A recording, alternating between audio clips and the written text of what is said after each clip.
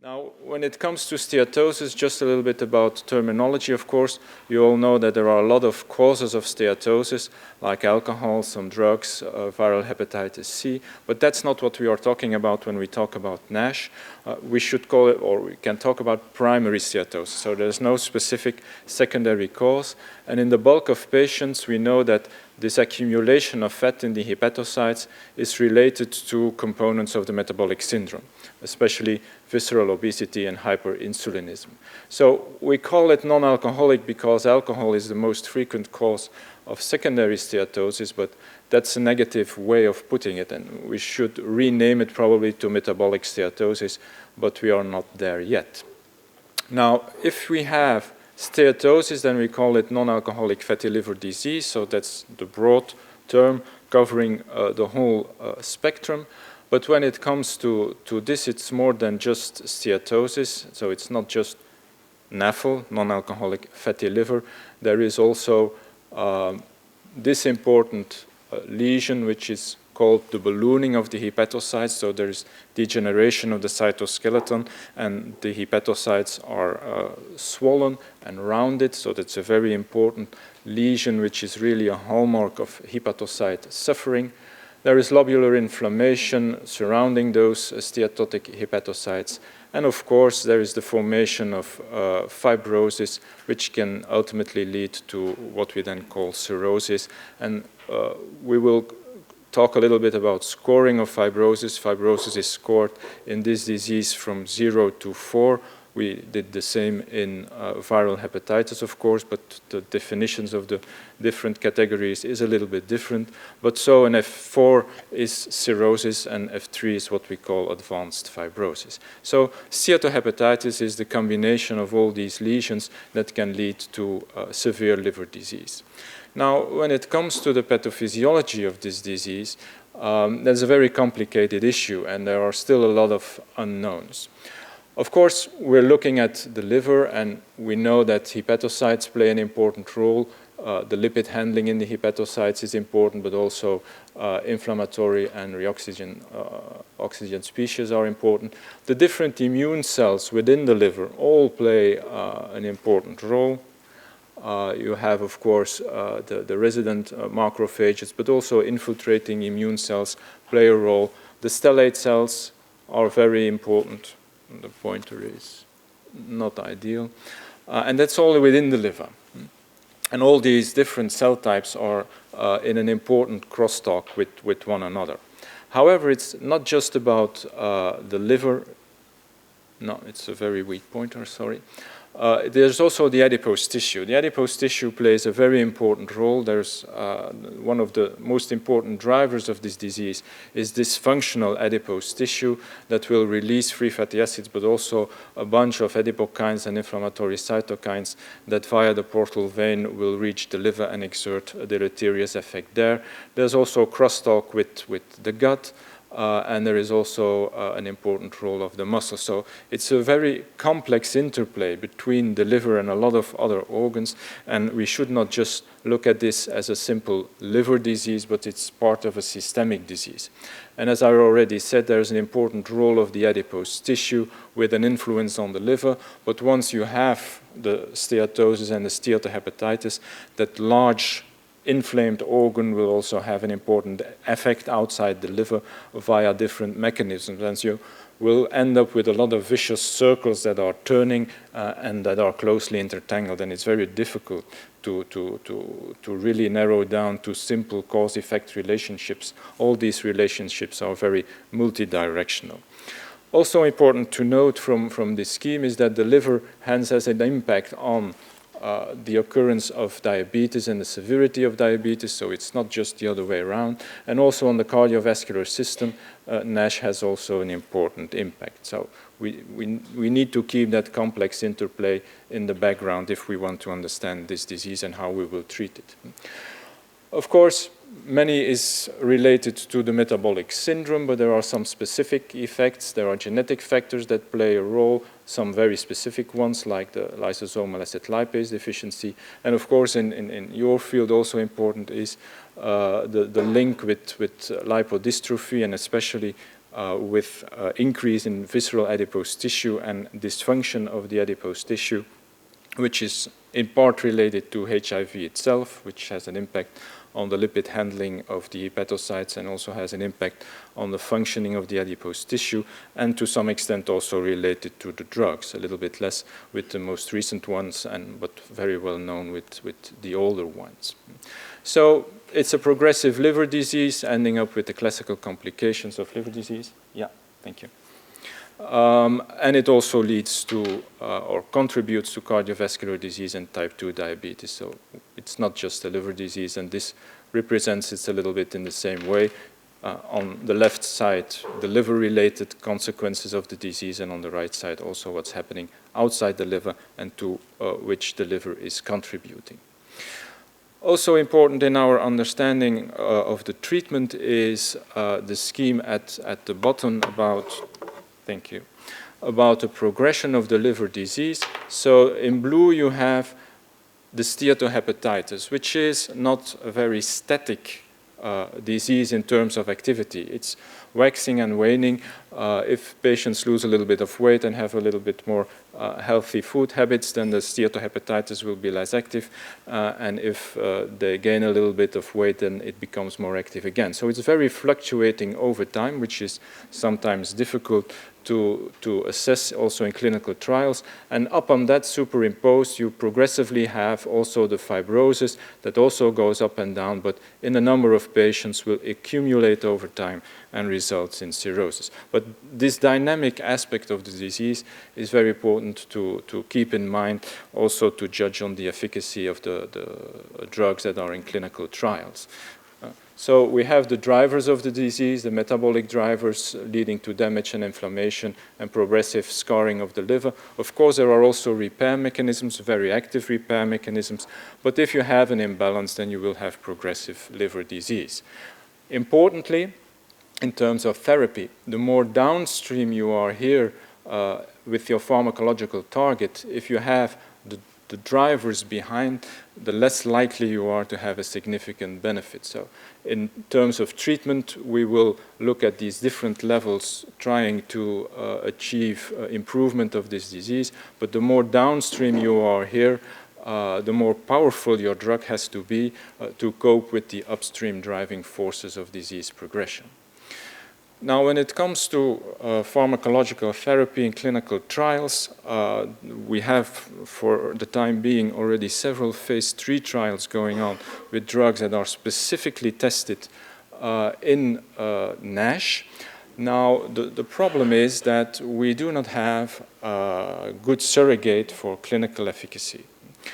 There's no viral load to measure, there's no HbS antigen to measure this, like in diabetes, there's no HbA1c to measure. So we do not have a validated surrogate for clinical benefit in this disease. And that's a real hurdle to develop drugs. So what we have agreed upon with the regulatory authorities as designed for the phase 3 trials is that we will first treat patients that have NASH at the baseline, proven by a liver biopsy, so it's really still a histology-based definition of disease and treatment indication.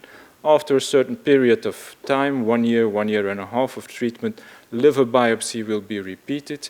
And if you have histological improvement, and I will come back to the definitions of that, then that is considered a reasonably likely surrogate for clinical benefit later on, but it's not an accepted, not a validated surrogate. So it means that even if this is positive, the drugs, they can apply for conditional approval, but it's not final unconditional approval. So we will need to go on with these trials and with the same patients until we reach sufficient clinical events to show a benefit of the drug over placebo. And given the very slow nature and the dynamics of the disease, as I showed you, this will take us many, many, many years before we will reach these endpoints. And then that's the current concept. Where we are now, we are in exciting times because for the first time we had a report of a trial with this that had achieved this time point and with a positive result. I will come back to that. But keep in mind this scheme of the phase 3 trials, which are in the end very long-term trials if the design will not change over time. What is considered treatment indication for pharmacological therapy, because the disease is dynamic and changing metabolic environment can already help a lot. We will go for patients that have proven steatohepatitis that at least has to be active enough to be meaningful. So it's not the minor cases, it's more severe steatohepatitis with some degree of fibrosis already, because that is a hallmark of long-standing disease, an imbalance between damage and repair. In patients, of course, that has to be optimized for all the comorbid conditions. What are the endpoints? As I said, we are still not in the era of having a validated surrogate for clinical benefit, so we will have to do with histology. Now, the two endpoints that have been accepted by the regulatory authorities as being reasonably likely for clinical benefit are or resolution of NASH, which means that you do not have all the criteria of steatohepatitis anymore on the second biopsy without worsening of fibrosis, or an improvement of fibrosis of at least one stage in that 0 to 4 staging system, as I told you previously, without worsening of the steatohepatitis. It seems plausible that if you have a regression of fibrosis, you will, in the end, also improve the outcomes of the patients, but in this disease, that has still not been proven. So these are the two endpoints currently accepted for phase 3 and conditional approval by the regulatory authorities. Now, we always say we do not have pharmacological therapy for this disease. It's not completely true. We have a few drugs that have proven efficacy, mostly in phase 2 trials, with biopsy before and afterwards. So according to what we currently require to prove benefit of a drug. I will talk a little bit about pioglitazone and liraglutide. I will not talk about vitamin E. Now, this brings me to the field of the PPARs, the peroxisome proliferated activated receptors, a family of nuclear receptors, as you know, that is quite complicated. There are 3 isoforms, and to make it a little bit, to oversimplify it a little bit, in hepatocytes it's mainly PPAR alpha that is expressed, very little PPAR gamma. In other tissues, and especially in the adipose tissue, PPAR gamma is the main PPAR that is expressed, but not the only one. And if we go to stellate cells, it's also PPAR gamma, and in the end we also have the third form, the PPAR delta, beta delta, which is expressed in immune cells and endothelial cells. And these 3 PPARs are very important targets for pharmacological therapy. Interesting, a little bit all the literature, but also in HIV, the PPARs are involved. We know that HIV by itself has an impact on PPAR gamma and PPAR alpha expression in the liver as well as in the adipose tissue. Also, some of the drugs give a downregulation of PPAR gamma, especially the NNRTIs.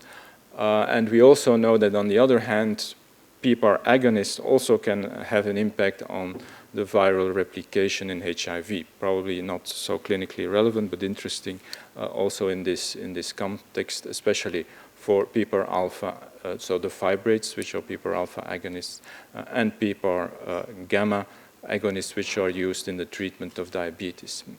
So this brings us to pioglitazone, PPAR gamma agonist. PPAR gamma, as I said, mainly expressed in the adipose tissue, but also in the stellate cells. And treatment with pioglitazone clearly improves the steatohepatitis. This is a meta-analysis compared to placebo. It's the 2 lower bars, and you see that there's clearly, in terms of resolution of the steatohepatitis, a benefit of these drugs compared to placebo, and also in terms of improvement of fibrosis. Again, the 2 lower bars are pioglitazone. You see an effect of these drugs in paired biopsy done trials. So interesting. Another category is the glucagon-like peptide 1 agonists, which are used for the treatment of diabetes and obesity, have a lot of effects but mainly outside the liver. They reduce weight, they have an impact on appetite, they have an impact on lipid metabolism and glycemic control.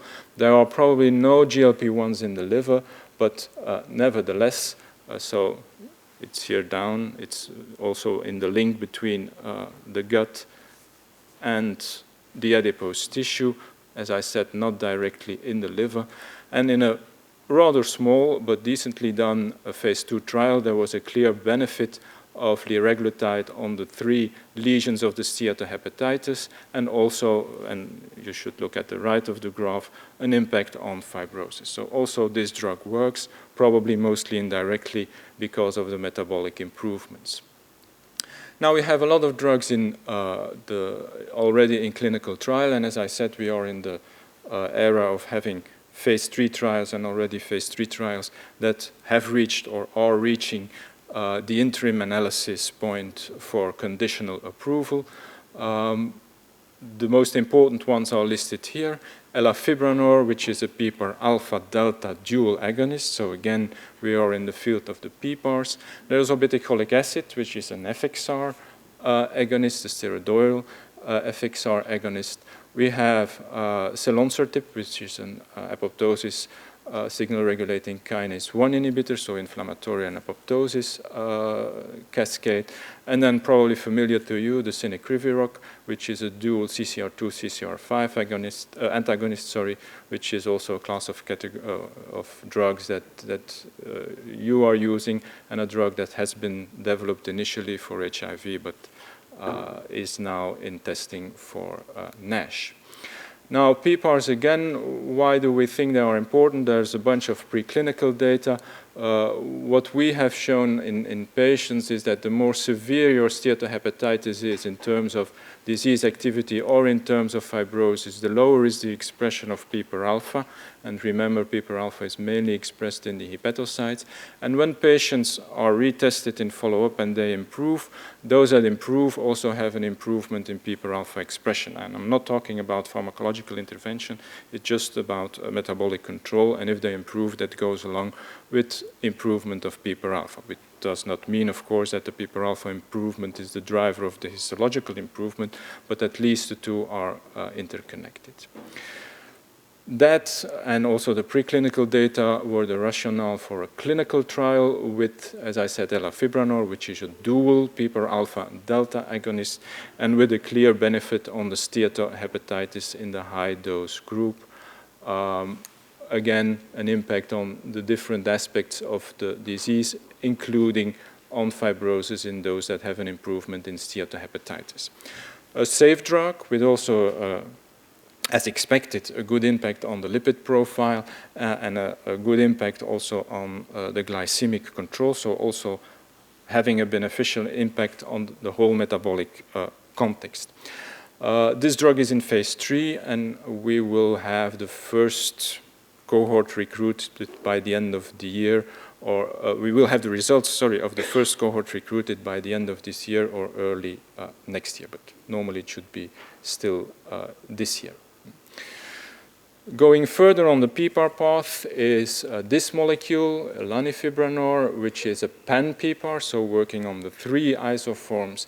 Preclinical data, very encouraging in terms of steatosis, inflammation, and fibrosis.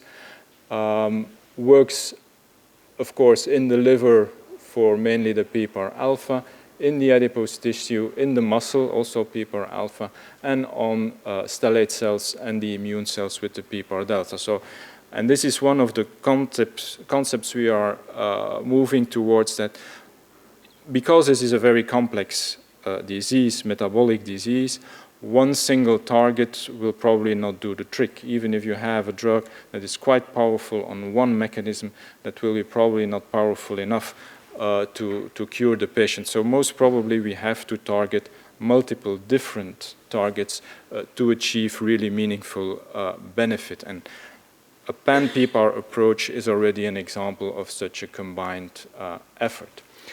What has been shown at the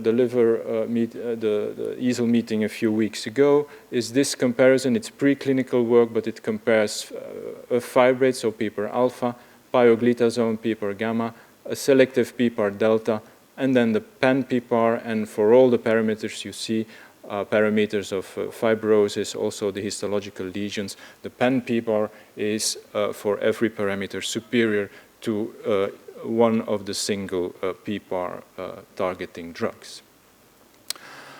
Another pathway, I said obeticholic acid, FXR, you have intestinal FXR, you have liver FXR, FGF19, which is the communication between the two. Of course, very important in bile acid metabolism, but also with links to a lot of inflammatory and fibrogenesis cascades, and also links to the handling of lipids in the hepatocytes. Now, FXR is again complicated. Some of the effects of FXR activation, most of them in the liver, are beneficial for this disease. FXR activation in the intestine can be beneficial, but also detrimental. So it all depends on what the net effect of an FXR agonist will be on all these different aspects of FXR-related pathways to really judge what the net result will be. Now, obeticholic acid is the one that is most advanced. The phase 2 trial was positive, but showed some concern about pruritus, which is not unexpected with this type of drugs, and also an impact on the lipid profile with an increase in LDL, something you do not want in these patients that already have an increased cardiovascular risk, and no improvement in glycemic control. There was even a signal that it might have a negative impact on insulin resistance. Now, recently, as I said, this one is the most advanced because we had in Vienna a few weeks ago the results of that interim analysis that is needed to go for conditional approval. Now, the design of the study is according to what I explained to you. We included patients with histologically proven NASH. They were treated for the first period for 1.5 years, but they continue, of course, with their treatment. And we do a second biopsy at that interim analysis point, and we look at improvement of fibrosis or improvement in steatohepatitis as endpoints. And if you look at the overall result in the ITT population, and here you see the numbers, 300 in each group, so it's a trial of more than 900 patients, and in the end it will be a trial of about 2,000 patients. You see here, and that's important, there's a clear, highly significant benefit of the drug compared to placebo in terms of fibrosis regression. Now, fibrosis regression is what the regulatory authorities are looking at in terms of clinical endpoints, but of course the overall benefit can be much larger if we also look at patients that stabilize, and we also look at the counterpart. You can have fibrosis improvers, but also fibrosis progressors. And if you look at the whole picture, you clearly see that the whole bar is shifting to the left, to the right, showing a clear benefit of the drug. Importantly, it's mainly restricted to patients that have quite an active disease. Again, it's a little bit, yeah, here. This is the activity of the disease, so you need to have active patients, active steatohepatitis. There's a clear benefit. Less severe disease is less pronounced in terms of benefit. In terms of NASH resolution in the ITT population, there was no statistically significant benefit, but if you look in the per protocol population, so the patients that really had the 2 biopsies, you also see what we expected, that there is an impact on the different components of the steatohepatitis. So the drug also has an effect on steatohepatitis. Lipids are going up. Still, they are going down afterwards. It's still not clear whether this is spontaneous or due to the addition of a statin. Most of the patients have been treated in the end by both OCA and a statin. So that's something to have a careful look at. And half of the patients are in the high dose arm reporting pruritus. Not always severe pruritus, but they do have pruritus. For the rest, there were very little safety issues. Then something on cenicriviroc. The mode of action is known to you, CCR2, CCR5 antagonism.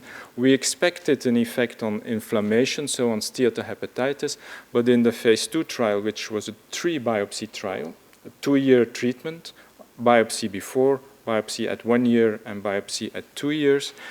This is the analysis of the primary endpoint, which was on a 1 year, and there was no effect on the steatohepatitis, which was, of course, a disappointment, but there was an impact, as you can see on the right part of the chart, an effect on fibrosis. And that effect on fibrosis was repeated on those patients that started on placebo for the first year and were switched to the active drug in the second year.